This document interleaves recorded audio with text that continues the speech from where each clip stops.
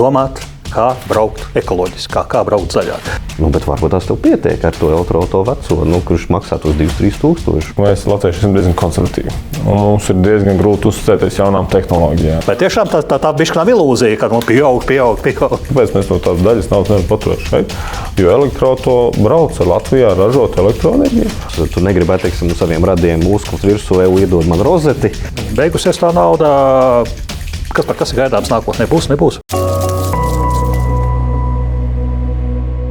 Pēdējos gados arvien vairāk tiek runāts par to, ka visiem mums vajadzētu kļūt zaļiem un videi draudzīgākiem. Tas attiecās arī uz transportu.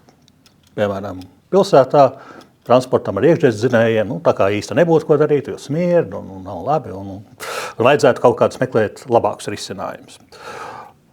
Tātad domāt, kā braukt ekoloģiski, kā braukt zaļāk. Tam visam ir gudrs nosaukums, tā zaļā mobilitāte. Lūk, par šo zaļo mobilitāti mēs šodien arī varētu runāt. Kādas ir politiskās ieceres tajā un kādas ir iedzīvotāju reālās iespējas, ko mēs varam, ko mēs nevaram. Uz sarunu esmu aicinājis divus kungus, kuri diezgan labi, es domāju, ka orientējuši šajā tēmā, proti klimatu un enerģētikas ministru Kasparu Melni. Sveicināti. Un lielu elektroauto fanu, Latvijas elektroauto biedrības pārstāvi Kārli Menzinu. Labdien. Kurš par elektromašīnām zina visu. Ja esam sākuši runāt par elektromašīnām, tad laikam pirmais jautājums, kā tad vispār šobrīd izskatās elektroauto nākotne, ja ņemam vērā, ka Eiropas komisija pērn piebremzēja diezgan ambiciozo plānu, ka no 2035. gada aizliek vispār iekšzemes auto tirdzniecību. Tā ir tā kā pauze, tā ir nobremzēšana, kursa maiņa. Kas tas ir? Es teiktu, ka tas ir vācu auto gigantu nomierināšana. Iedeva viņiem 10% atlaidīti, bet pa lielam jau vilciens ir iekustējies, ko tur vairs. Jau šodien mēs skatāmies, ka elektriskās automašīnas janvārī bija pārdotas vairāk nekā jebkuras citas kategorijas automašīnas. Un dīzels ir ieslīdējis citā kategorijā, vairs nav atsevišķi izdalīts dīzels. Līdz ar to iedot to 10% atlaidi vienkārši, lai Mercedes un Volkswagen un BMW investoriem būtu miers. Kas par kā jums liekas? Es jau teiktu, ka tas ir skaidrs, ka cilvēkiem bažas, ka varbūt kaut kur zināmā mērā bija pa strāvu. Tas pilnīgi piekrīt, tas vilciens ir aizgājis. Mēs redzam, elektroauto paliek arvien populārāk, arvien labāk, un kas ļoti svarīgi arī paši autoražas atzīst, ka tur ir tas potenciāls, ka tās tehnoloģijas varētu vēl attīstīties ļoti augsts.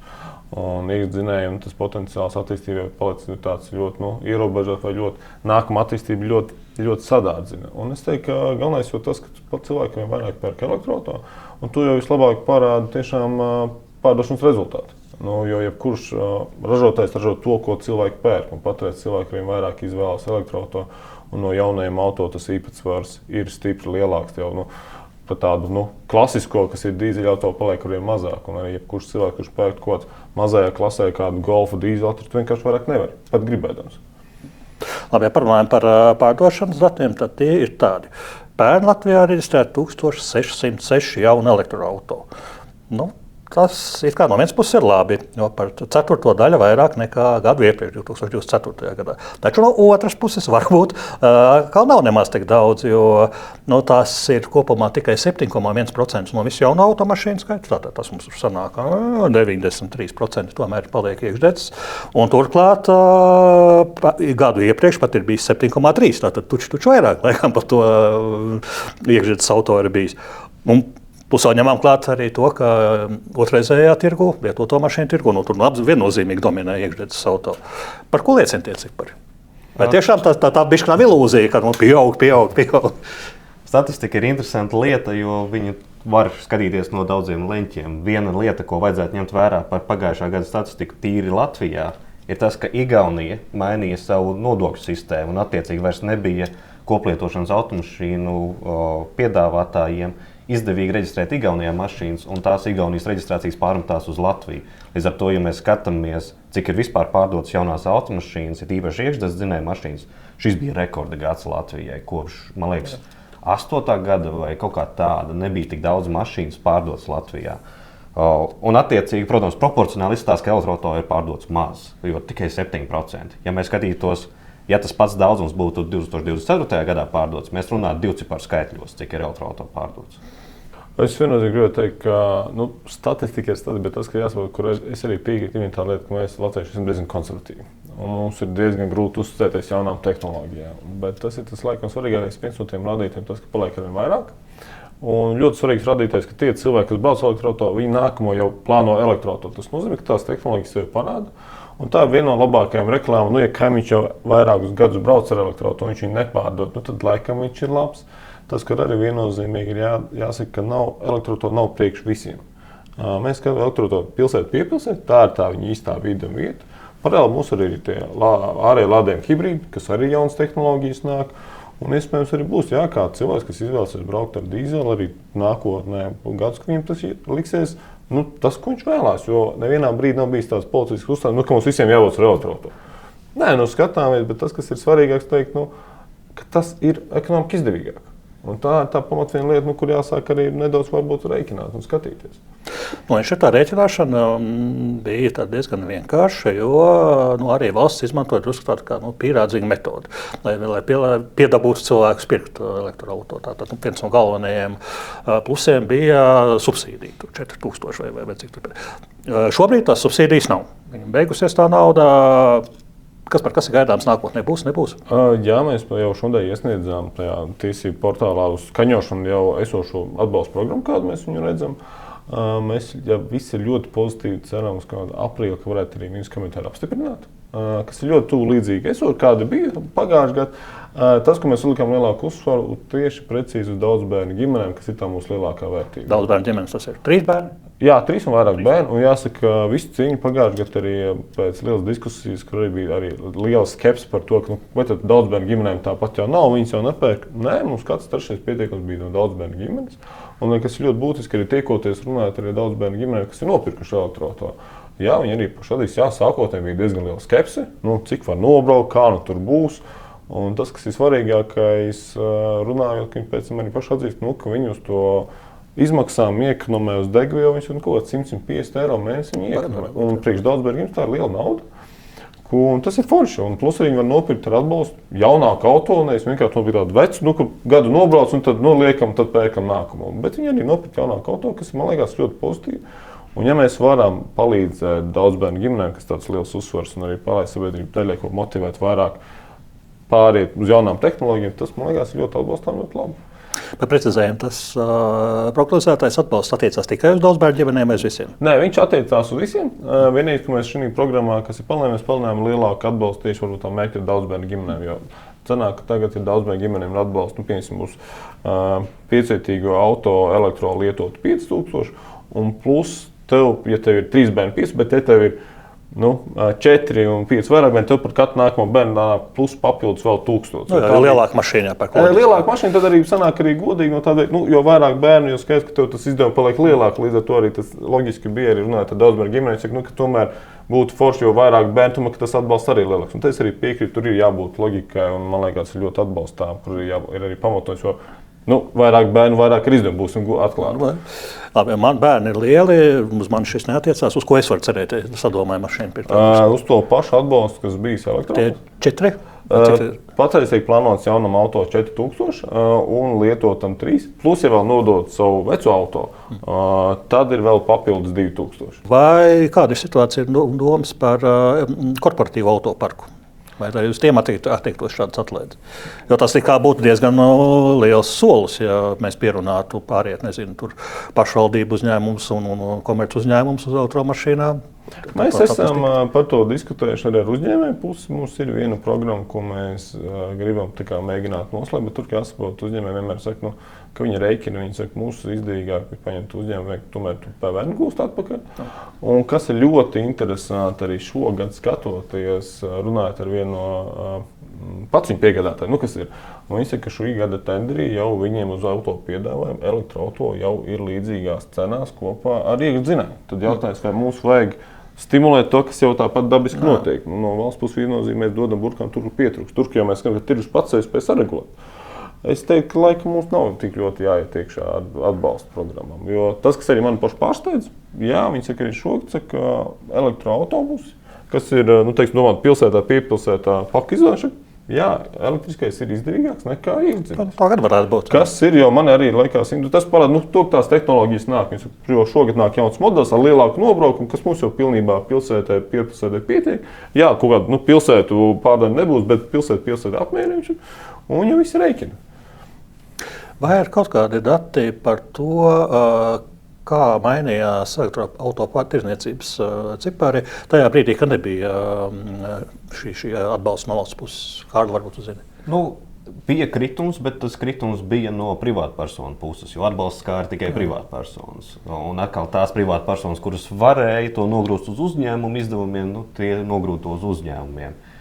Jā, ja mēs skatāmies absolūtajos ciparos pret 3. ceturksni, 4. ceturksni pret 3. ceturksni bija kritums, bet salīdzinot... Cik 10%, 20%, 50%? Aptuveni 15%. Bet salīdzinot ar gada sākumu, 1. ceturksni, bija vairāk pārdots. Attiecīgi, tas efekts bija redzams, bet ne īpaši jūtams. Un man interesē tagad tieši šis ceturksnis, kas ir 1. ceturksnis, kas būtu tā kā tas otrais aiz tā, kad beidzās jau atbalsts. Jo tad varētu to patieso feelingu dabūt, pirms vēl ir ieskrējies nākamais atbalsts.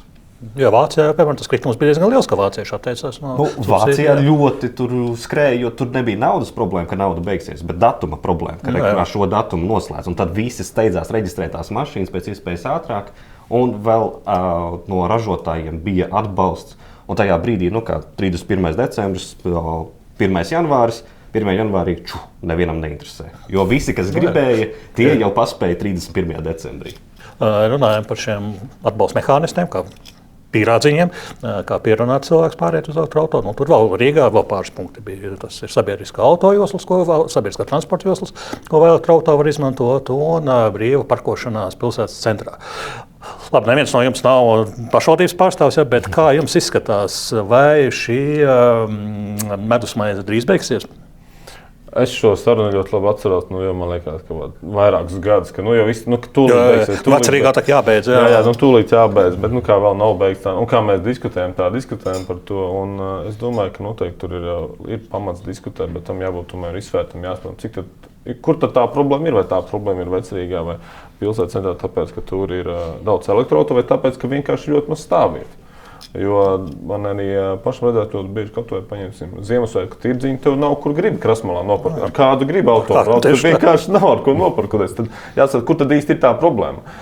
Jo jāsaprot arī cits lieta, vai mēs ar to kaut ko vairāk demotivējam. Jo es gribētu teikt, ka ir problēma vienkārši ar autostāvvietām. Tā jau tā pamatlieta, jo cilvēkiem atbraucot, varbūt tev griežās, ka varbūt tur redz elektroauto, bet patiesībā tur vienkārši nav stāvvieta.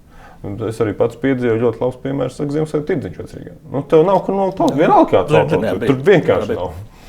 Bet arī ir jāsalīdzina, ja mēs, skatāmies, kāda ir Tallina un kāda ir Rīga. Mēs zinām, ka Tallinā ir iedzīvotāju skaits ievērojami mazāks nekā Rīgā, bet tur stāvvietu skaits ir aptuveni tāds pats kā Rīgā. Un tas nozīmē arī, ka pieejamība Tallinā pret iedzīvotāju skaitu ir lielāka nekā Rīgā. Bet es zinu, ka Rīga par to domā, aktīvi domā, paplašināt šīs maksas zonas, lai tā teikt, ar pātagu motivētu pieejamību. Un, attiecīgi, arī ir otrs faktors, ka vienā brīdī jau tik un tā visi burkāni tiks noņemti nost, kad elektroauto būs norma, tad arī vairs nevajadzēs stimulēt. Šobrīd vēl vajag stimulēt, lai mēs to vilcienu pēc iespējas ātrāk iekustinātu, pēc iespējas ātrāk dabūtu to vēlamo ātrumu. Un tad, kad tas ir dabūs, būs tāpatās kā Norvēģijā. Saprata, vienu brīdi autobusu joslas tu drīkst izmantot tikai tad, ja sēž vairāk nekā viens mašīnā. Saprotama. Pēc tam jau tur nodokļus samazinām, tur viņiem bija atlaides, tur nodokļu atlaides.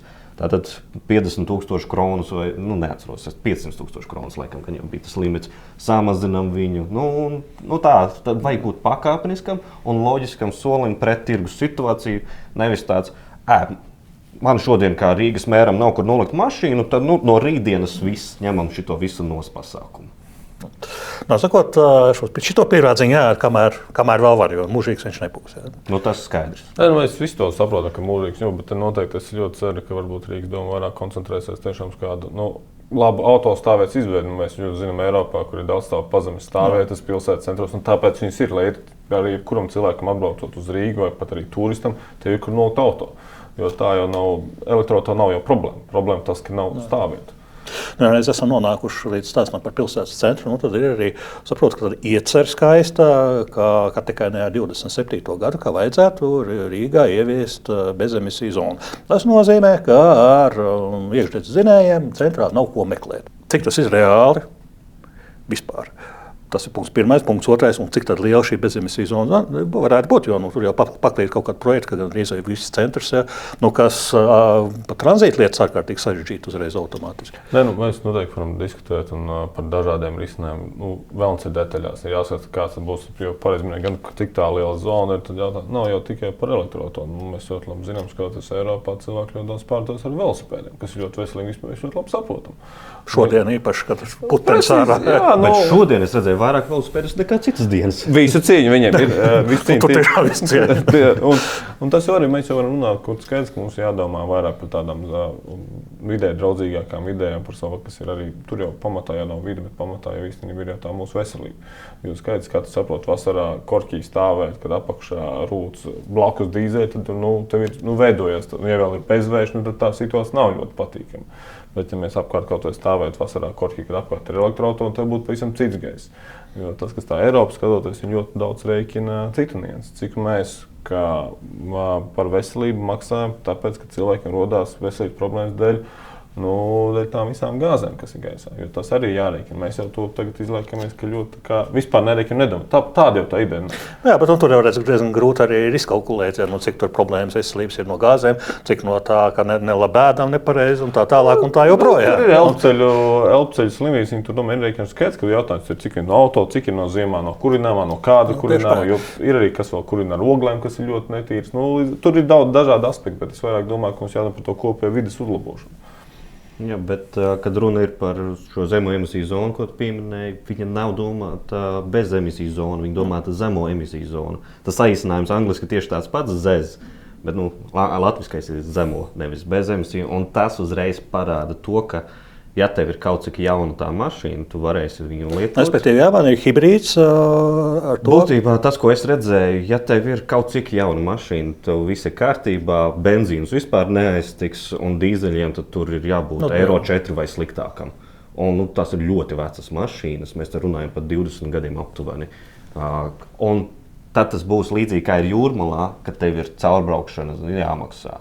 Nevis, ka tev nedrīkstēs, ka tev apturēs tur uz vietas policija, ja tagad griezies riņķī, brauc uz pretējo virzienu. Es pat ir gan izvēlēt, vajadzētu uzlīm mašīnai, tā kā ar Vācijai ir, kāds tev ir tas emisiju daudzums, kurā mašīnā ar to tu vari braukt, ar šito tu nevari braukt. Tur pēc numurzīmes.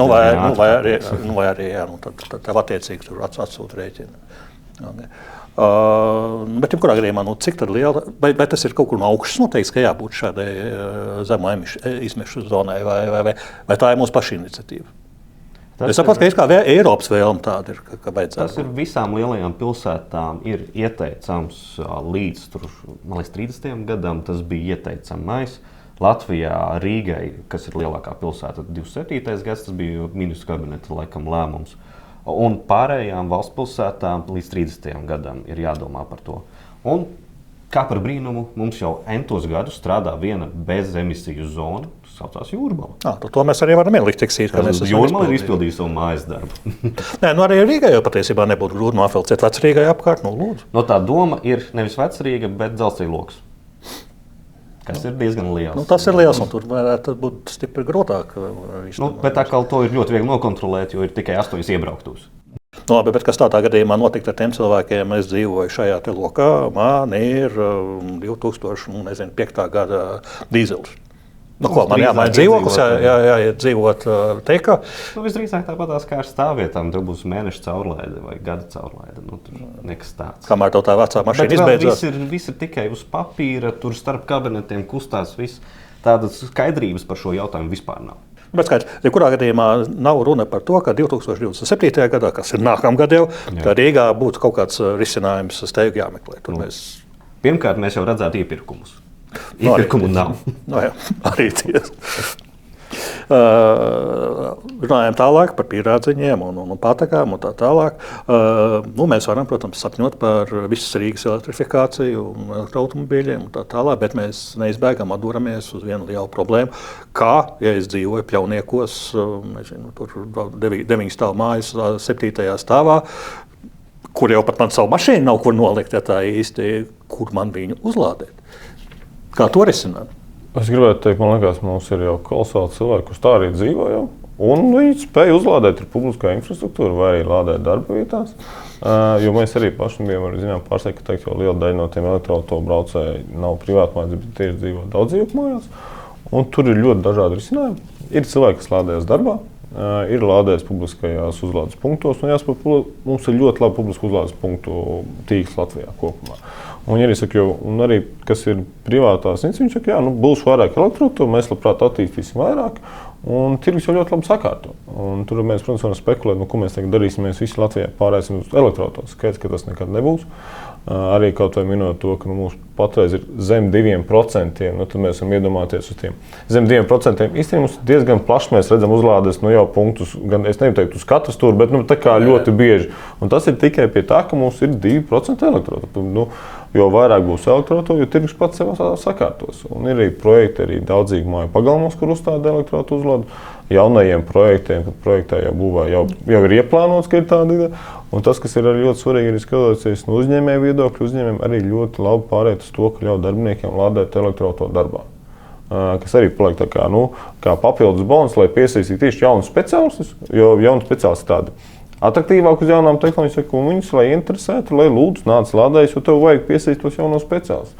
Līdzīgi kā tāpat, kā mēs runājam par zaļo pilsētu, mēs jau visi gribam, lai pirms tomēr nāk tie jaunie speciālisti. Viņi tomēr tie cilvēki jaunāki ir vairāk skatās tādām lietām, viņi ir aktīvāki. Viņiem grib vidē draudzīgāk tās pilsētas. Mēs jau nav jau runa tikai par Rīgu, bet mēs jau konkurējam kopumā Eiropā. Un Eiropā, ja mēs runājam par tādiem uzņēmējiem, lieliem uzņēmumiem, kas viņi tomēr to vērtē un skatās, jo viņi ir svarīgi tā darba vidi, kāda tur veidojās uz vietas. Un te jāskatās, tā bilde noteikti ir plašāka. Jā, un arī nevajag aizmirst to, ka Rīga arī par to aktīvi domā. Jau ir bijušas 2 izsoles uz vairākām vietām tieši dzīvojamos rajonos. Protams, Rīga var iedot tikai tik, cik viņi var iedot. Tur, kur Rīga kur iela pieder, skaidrs, ka nav sarkanās zonas, tad šeit ir arī stāvvietas legālas, tad kur izsolē aiziet. Jau Rīga ir panākusi to, ka nevajag kultūra vēsturiskā mantojuma piekrišanu, lai šito darītu, kas bija vienkārši kāzus pirms 5 gadiem. Tā kā gribētu šitien likt. Un Rīgas vēsturiskais mantojuma pārvalde saka, ka ne gluži Purvciemā, bet tuvu Rīgas centram. Un tad uzreiz tāds, šis ir vienkārši palāks stāvs ar 2 rozetēm ārā, neko neatšķiras no maksājuma tā termināļa par stāvvietu. Nē. Un tagad ir šis atrisināts. Arī gan jau arī citi pārvaldnieki, bet es atceros Rīgas nama pārvaldnieks reklamēja to, ka hei, piesakieties mājas, kur mums ir sadarbība ar operatoriem, mājas fondā ieskaitīsies, cik tur tie 1000 eiro par to vien, ka tur izliks un sakārtos tās 2 vai 4 vai 6 stāvvietas. Bet jebkurā gadījumā tā ir diezgan kompleksa problēma. Atgriežamies tiem pašiem pļauniekiem. Kamēr tur pašvaldība nesāks taisīt kaut kādas pazemes stāvvietas vai ko tādu, tas nav atrisināms. Jo iedomājieties, ja tagad jau pie 9 stāvu mājas jau tagad nav kur mašīnas likt. Tad, ja mēs jau tur uztaisīsim vietu, kur saspraudīsim kontaktlīstus, lādēties, tur tā līdz slepkavībai nonāks beigās. Tur viens otru tur mušīs nost. Tā ir 2 kabeli. Tā pareizi minēt, tā lielākā problēma ir, ka no tām stāvvietām ir diezgan paralēls bardaks, jo tev tagad nav kur nopirkoties. Skaidrs, ka tur jāskatās komplekts, ir jāskatās pirmkārt vispār stāvēt jautājums kā tāds. Un tad jau, ja tu būvēji kaut ko jaunu, izbūvēt tev elektrouzlādes punktu jau ļoti vienkārši. Tas jau nav, un arī nav neprasa nekādas papildus lielas izmaksas, ja tu vienkārši kārto to stāvvietu. Es arī domāju, tajos projektos, kur vienkārši tiek kārtotas jaunas autostāvvietas, vienkārši tiek sakārtot esošos, tas automātiski papildu tiek paredzēts, ka tu ievelc iekšā elektrouzlādes punktu kaut kādā vienā pusē, kaut kādā pāris mašīnām. Arī jāsaprot, tās 12 stāvenes pļauniekos. Tur, kur nav pat legālu stāvvietu, tur nebūs uzlādes punkts. Tas ir jāsaprot. Vienkārši nebūs. Ja nav stāvvieta kā tāda, nebūs arī uzlādes vietas. Bet publiskā uzlādes infrastruktūra, kā jau iepriekš minēju, ļoti strauji attīstās. Rīga arī izsola vietas. Attiecīgi, tev varbūt tas nebūs pie durvīm, bet tepat ap stūri 300 metru attālumā. Kas tev ir paieties 300 metrus? Pat ja sniegputens, nav tas baigais. Un tālāk vēl viena tāda nianse, kas ir ļoti būtiski, ir tas, ka uzlādes ilgums. Jo tiem jaunākās paudzes elektroautoriem tā uzlāde vairāk neprasa tev 2-3 stundas, bet tagad jau tu uzlādē to pilnu bateriju kaut kādu stundu, 2, protams, atkarībā no laikapstākļiem, bet nav vairāk neprasās jau. Un publiski uzlādi cilvēki parasti izmanto, tā ir nedaudz pielādēt, lai tik līdz mājām vai līdz darbam. Un tajā momentā tev nav arī jāstāv. Tās pašas 20 minūtes iekšā iedzer kafiju vēl kaut kur, un tev viņas arī paiet. Jā, bet tas viss arī izmaksā drusku dārgāk, un atšķirās cena. Īpaši jau ātrā uzlāde publiskā no tā, ko es savā privātu mājā pieslēdzos pie savu kontaktu. Tas gan ir taisnība, ir dažādi arī tās izmaksas ir ļoti dažādas. Ir ātrā uzlāde, ir kur rēķina pēc laika, ir kur pēc kilotē. Tur ir dažādas situācijas noteikti. Es domāju, vislabāk tie, kas uzlādē, vislabāk izstāstīs, kur ir labāk lādēties, kur varbūt ne. Arī tāpat kaut vai maksāšana. Vislabāk ir mājās, to pateiks jebkurš. Tas gan tā ir pilnībā piekrīt, vislabāk ir mājās. Es pat domāju, ka varbūt vēl labāk varētu būt darbā. Bet es domāju, ka jā, tur noteikti ir risinājumi ļoti labi dažādi. Vislabākā uzlāde ir tur, kad tev tā uzlāde nav papildus rīks, ka tas notiek fonā. Vienalga, tas ir lielveikals, tas ir darbs, tas ir mājas. Saka, tev nav speciāli uz to jādodas. Un šobrīdējā situācijā es teiktu, ka tā publiskā uzlādes infrastruktūra, kas ir paredzēta priekš tādas ātrās uzlādes, ir pāris gadus priekšā tam elektroauto skaitam, kāds ir šobrīd. Kad runa ir par lēnu uzlādi, teiksim, tu esi aizbraucis uz Kuldīgu, vērot ūdenskritumu vai apciemot radiniekus, tad sākas tādi jautājums. Tu negribētu, teiksim, saviem radiem uzklut virsū, iedod man rozeti. Varbūt tās viņiem jau ir, viss kārtībā. Bet tas morālais drīzāk tas jautājums ir. Un tad tev tāds nav lēnās uzlādes attīstība, un pilsētas šobrīd domā to nogrūst uz operatoriem, nevis uzņemties pašas. Un šobrīd lēnā publiskā uzlāde ir tas vienīgais, kur varētu piesieties. Tas vēl nav izdarīts. Es gan vēl teiktu, ka es vēl zinu arī tādus gadījumus, kad tiešām vēl aizbraucot kaut kur laukos, vēl kaut kur, kad pajautā, vai tev nav kur rozetīti, kur iesprūst. Un tur tikai, labi, var iesprostīt, bet, ja tu aizbrauks laikam pajautās degvielas kanniņu, es nezinu, vai tev iedos degvielas kanniņu. Ja esam nonākuši līdz reģioniem, tad vai jums ir kaut kāds priekšstats apmēram, kā tur iet šī pārējais elektromobīļiem? Es pirms kādu laiku skatījos, es pieņemu, ka šie dati varbūt vairs nav precīzi, bet manā dzimtajā Valkā bija reģistrēti 2. Vienu es pat zinu, kā viņš pieder, interesanti, kam ir otrs. Mēs skatījāmies, mums arī EHI mājaslapā ir statistika par pagājušo programmas datiem, kur tur arī iezīmēt par reģioniem, cik kur ir nopirkti elektroauto un kāds skaits, kas ir ļoti būtiski. Skaidrs, ka Rīga pierīgi aug, tāpēc, ka Rīga pierīgi ir pusi no Latvijas. Un reģionos cilvēki ir kultūra, tas ir saprotams, tāpēc arī mēs mēģinām arī vairāk reģionos cilvēkiem stāstīt par tiem ieguvumiem. Un tas ir arī saprotami, tas, ka ir tur liels potenciāls. Jā, es teiktu, ka pagaidām tā lielākais ir laikam izaicinājums tiešām tādu, kur es varu saprast, mēs esam ļoti konservatīvi. Un jautājums, ka cilvēks tur drīzāk pat jāskatās nākotnē, cik bieži cilvēki maina auto. Ja cilvēkam pienāk tas brīdis, bet viņš arī noteikti izvērtēs un skatīsies, jo tie cilvēki, kas jau ir nomainījušies, ka viņš arī tuvākajos gados vienkārši neplāno. Zinot vienu lielu daļu Latvijas lauka, tad viņš tik un tā aizies nopirkt 10 gadu vecu Audi ar dīzeli. Es piekrītu, ka tam ir, un te es noteikti aicinātu tos cilvēkus tiešām pareikināt, paskatīties un parunāt ar tiem, kas ir vislabākais, tie, kas ir nopirkuši elektroautu. Kad nevis es tur dzirdēju, man tur kāds stāstīja, bet ka tiešām, kas ir pašu brauc ikdienā un saprot, kā tur ir, vai tu vari ziemā izbraukāt, vai cik tu vari nobraukt. Jo tur ir nianses, kā ir, kuru tehnoloģijām ir. Un es teiktu, tas labprāt tiešām ir, ka cilvēki, kas nopērk, viņi brauc, un viņi nemaina viņus atpakaļ. Vēl jau ir tas aspekts, ko tu teici, ka viņš pērks to 10 gadus veco mašīnu. Un jāsaprot, ka elektroauto kā tādi ir salīdzinoši svaigas automašīnas. Pirms 10 gadiem par kādiem auto mēs vispār runājam. Tikko elektriskais Golfs parādījās tirgū, kurš viens autožurnālists slaveni netika līdz Liepājai. Tur jau pilnīgs teiciens ar viņu uzvārdu saistās ar to. Bet tā izvēle šobrīd, kad tu pēc jaunu mašīnu, viņa ir ļoti laba. Izvēle, kad tu skaties 2000, 3000 eiro vērtu elektrisko mašīnu, tur ir nianses. Tev varbūt tās der, ja tev tur šurpu turpu. Māru prīga. Tur salīdzinoši, cik pagarinātājs valk. Tā varētu smieties. Bet arī daudziem nemaz nevajag. Tu dzīvo Saldus apkaimē, tev vajag tikai līdz Saldum un atpakaļ. Tas turp apakaļ kaut kādi 50 km. Bet varbūt tās tev pietiek ar to elektroauto veco, kurš maksā tos 2-3 tūkstoši. Tā ekonomija būs uzreiz. Te viena mazā nianse, kas tiešām ir jāskatās, cik tu nobrauc vidēji dienā tos kilometrus. Ja mēs tā sākam jau skatīties, tad mēs redzam, ka tā patiesībā mēs neapbraucam ikdienā. Ir maza sabiedrība, kas tiešām brauc tos 200 un 300. Es piekrītu, tas nav elektroautorāts, nav viņa gadījumā. Tas varētu būt, ka tev papildus jāplāno. Bet lielākā daļa jau mēs nobraucam 11, 20, 30 km. Un tev tas elektroautorāts tev apmierina tavu braukšanu tā te. Un tad tu sāc, jā, bet es jau kaut kad aizbraucu. Labi, un cik tu bieži aizbrauc uz tiem tālākajiem gabaliem? Reizi mēnesī, varbūt pat vēl retāk. Tad jautājums, vai tādēļ tu pirksi, vai tev vajag to lielo nobraukumu, vai tu pirksi. Tev ir jāsēž un jārēķina, jāsaprot. Un pat, ja tu brauc tajā reizē, varbūt tu vari ieplānot kaut kur, papusdienot un elektroautorātu uzlādēt, varbūt tas nav nemaz tik sarežģīti. Ir cilvēki, kas ar elektroautorātu izbraukā Eiropu, viņi ir apmierināti, ka, jā, vajadzēja vairāk pieplānot, bet tas nav, nav tā, ka to nevar izdarīt. Un arī, ka cilvēks saka, es tagad savu plānošanu saplānu tikai tāpēc, ka elektroautorātu, tad es viņu plānoju priekš elektroautorātu. Nē, cilvēks savus mērķus, ko viņš gribēja, viņš izbraukā un apskatījās. Kārlis pieminēja, ka šī izvēle automašīnu ziņā kļūst arvien lielāka, bet man kā Eiropieti mazliet tas arī dara tramīgi, jo abi zina, ka nāk iekšā arvien vairāk Ķīnas brendi. Latvijā man liekas, ka ir jau 7 vai 8. Tā invāzija ir diezgan spēcīga. Vai nav bail par to, ka vienā brīdī pēc gadiem 10 mēs nonākam pie tā, ka ir tikai Ķīnas auto, jo visi eiropieši. Jo elektroauto jomā ir ķīnieši spēcīgi. Tā tas tiešām ir, tur nav ko noliegt. Atšķirībā no iekšzemes dzinējiem tur vēl var strīdēties. Ja? Vai mēs paši šau nešaujam kājā ar lielu blīkšķi? Es gribētu to diskusiju, par ko vairāk un biežāk dzirdēt, varbūt pat griezt. Skatāmies Latvijas ekonomiskā viedokļa, teiksim tā kopumā. Mēs katru dienu kā valsts Latvijā par fosilām degvielām pārskatām 5 līdz 10 miljonu citām valstīm.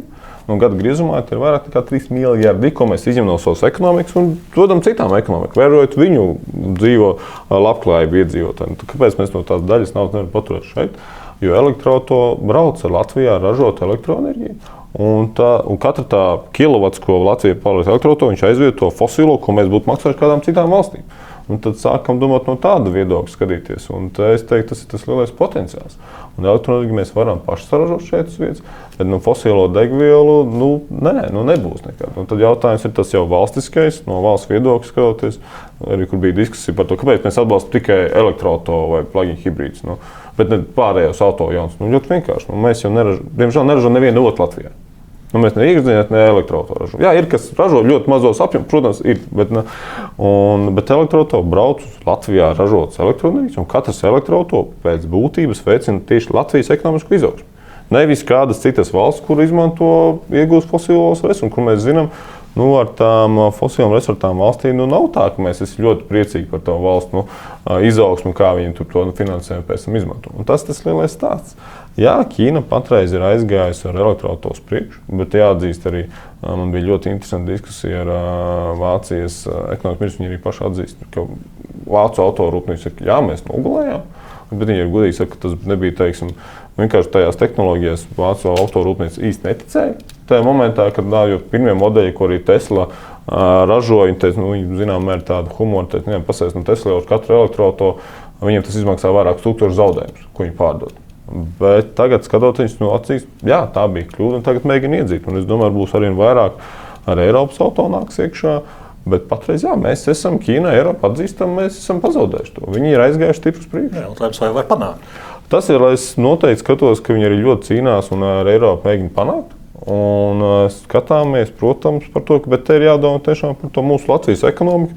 Varbūt cīnāmies par to, ka mēs vairāk tās naudas paturam savā ekonomikā, ko mēs vienkārši savādāk dodam citiem. Tas varbūt no tāda viedokļa jāgriež. Vai tur elektroautorāts Eiropas vai Ķīnas, kurš ir labāk.